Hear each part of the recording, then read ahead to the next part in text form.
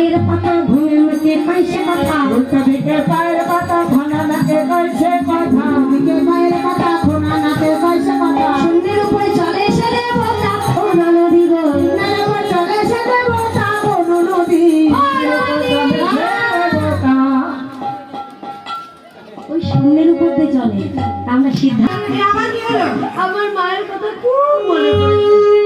আমি বাড়ি যাবো। তুমি পুজো দেবে না? আমার পুজো দেখার সময় নেই, আমি বাড়ি যাবো। মায়ের কথা মনে পড়েছে।